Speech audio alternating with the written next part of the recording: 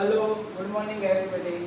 Today I conduct the fourth lectures of economics and chapter number first graph in economics, and I am Naresh Patel on behalf of the Sri Saraswati School of Commerce. Okay, आज का हमारा जो question है वो question है state the importance aspects to be considered while drawing the bar diagram. Bar diagram आप जब भी ड्रॉ करते हो तो आपको कौन सी चीजें ध्यान में रखनी है। बार डायग्राम का एक सिंपल एग्जांपल मैं यहाँ पे ड्रॉ कर देता हूँ। ये आपका हो गया बार। अभी मैंने कोई मेजरमेंट नहीं लिया है एक्चुअली, लेकिन इस तरीके से जब हमारा क्लास फिजिकली स्टार्ट होगा तभी मैं आपको पूरे बार डायग्राम कैसे ड्रॉ करने हैं वो सारी इंफॉर्मेशन मैं आपको उसी टाइम पे बताऊंगा और आपको सिखाऊंगा भी। ओके, तो बार डायग्राम जब भी आप ड्रॉ करो तो उस टाइम आपको कौन सी चीजें ध्यान में रखनी है और कौन सी चीजें इम्पोर्टेंट है। स्टेट द इम्पोर्टेंट एस्पेक्ट्स, कौन सी चीजों का ध्यान ज्यादा होता है while to be consider while drawing the bar diagram. तो आप जब बार डायग्राम ड्रॉ कर रहे हो तो उस टाइम में कौन सी चीजें आपको ध्यान में रखनी है, इम्पोर्टेंट चीजें कौन सी है। चलिए, the answer is the following important aspects are to be considered while drawing the bar diagram. तो बार डायग्राम हम जब भी ड्रॉ करते हैं तो हम इसको कौन सी चीजें को ध्यान में रखना है। तो देखते हैं सबसे फर्स्ट ओके द बीट्स, यानी कि जो इसकी जो इस तरीके की जो इनका बीट्स हो गया तो ये जो बीट्स होनी चाहिए। The widths of all bars should be equal as it should not represent any data.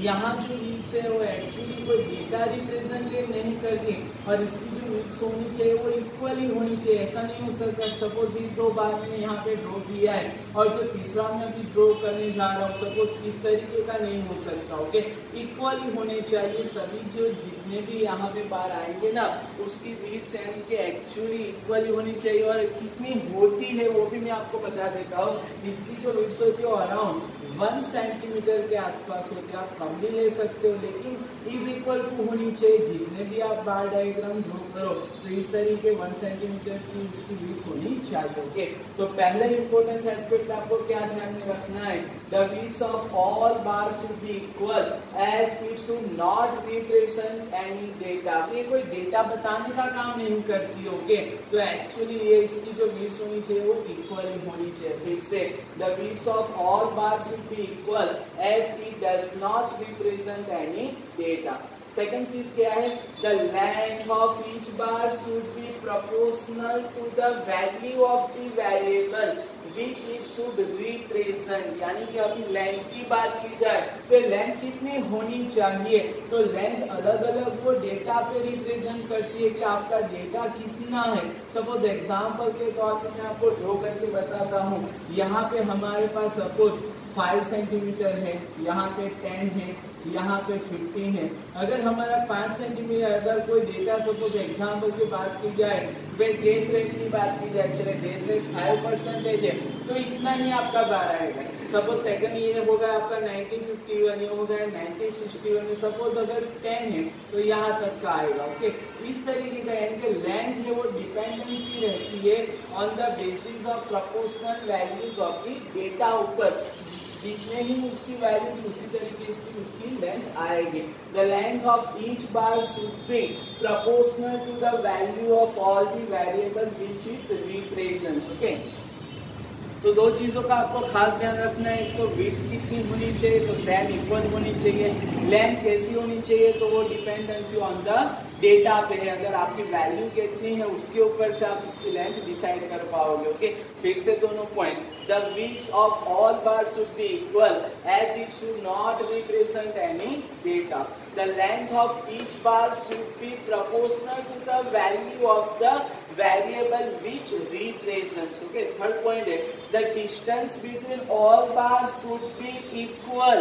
यानी कि यहाँ जो डिफरेंस आएगा आपका वो इक्वली होना चाहिए। ओके, ऐसा प्लस माइनस नहीं चाहिए।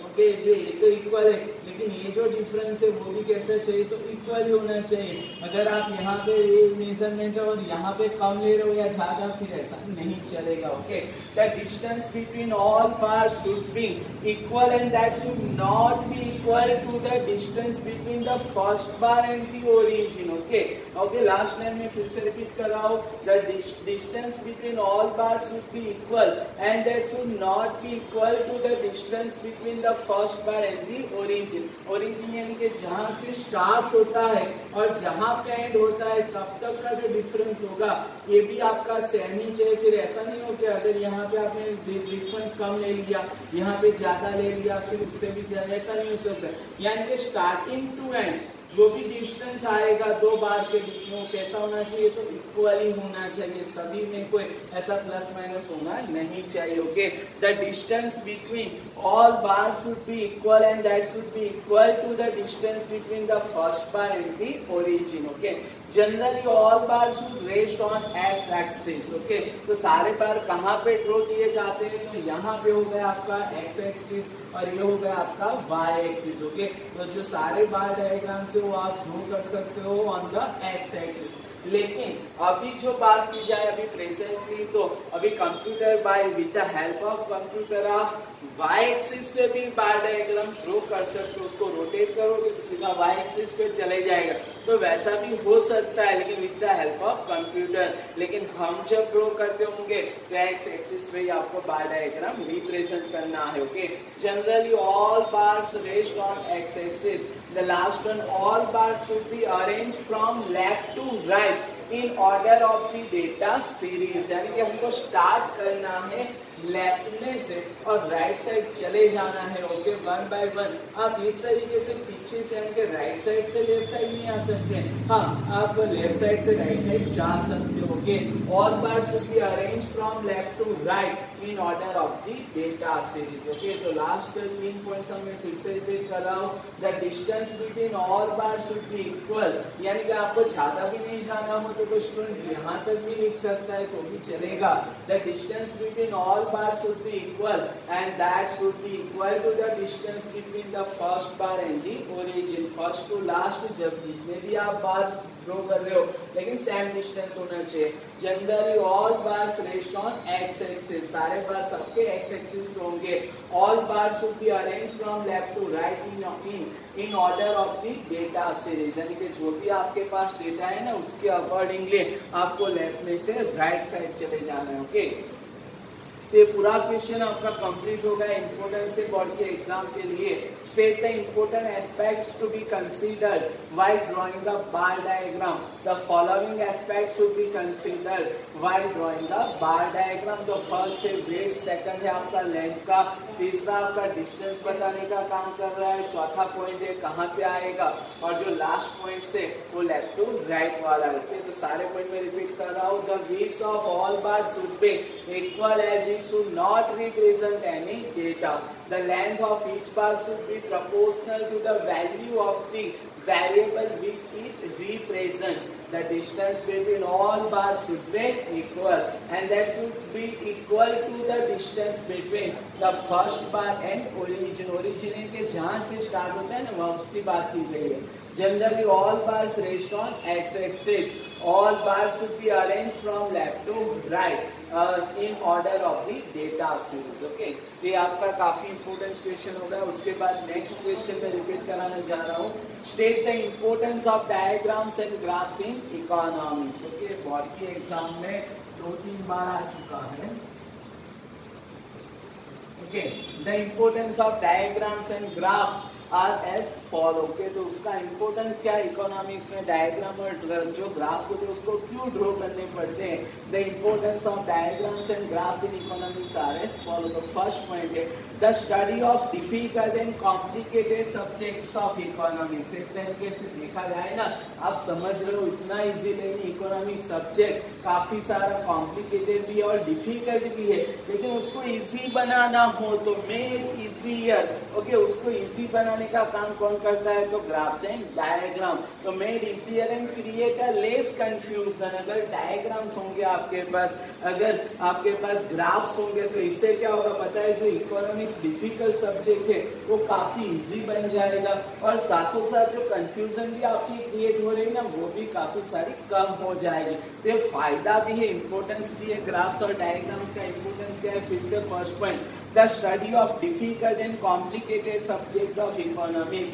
made easier and create less confusion. Second point से changes in various economic activities. तो economics activities में जो भी change होंगे, suppose example last year की जो poverty थी वो इस साल में poverty में plus minus होगा. इसी तरीके से population census की भी बात की जाए तो हर साल एक जैसा नहीं होता, population data भी plus minus होता है. और ये सारी चीजें हमको देखनी हो, changes in various economic activities can be easily understood. तो last time suppose example, यहाँ पे एक example के तौर पे कि भाई last time हमारी जो poverty थी वो 5% थी, लेकिन अभी इस साल मान लेके 10 years over 10% हो गई है. तो सीधा यहाँ से आपको आइडिया आ जाएगा कि 5% है और इस साल अभी 10% है. तो ये फायदा होता है ग्राफ्स और डायग्राम्स का.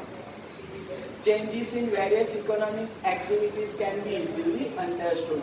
Changes in various sectors of economy. Sectors of economy देखिए, यहाँ पे economic activities है और यहाँ पे क्या है तो sectors of economy. Sectors of economy यानी कि agriculture sectors जिसको हम primary sectors भी बोलेंगे.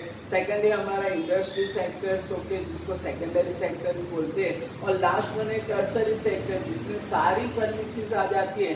Just for example transport, communication, banking, insurance etcetera. Okay, तो देखिए यहाँ पे दोनों पॉइंट आप साथ में भी रिमाइंड याद कर सकते हो. Changes in various economic activities can be easily understood. यहीं पे वही पॉइंट है, सेम लैंग्वेजेस है. Changes in various sectors of economy, यहाँ वहाँ पे इकोनॉमिक एक्टिविटीज था, यहाँ पे sectors of economy can be easily understood. चलिए पहले 3 पॉइंट रिपीट कर लेते फिर आगे जाते हैं. Okay, the study of difficult and complicated subject of economics can be made easier and create less confusion. Changes in various economic activities can be easily understood. Changes in various sectors of economics can be easily understood. Certain difficult principles of economics. देखिए principles of economics of 11th में पूरा देख के, just for example law of demand, law of supply, law of diminishing marginal utility, etc.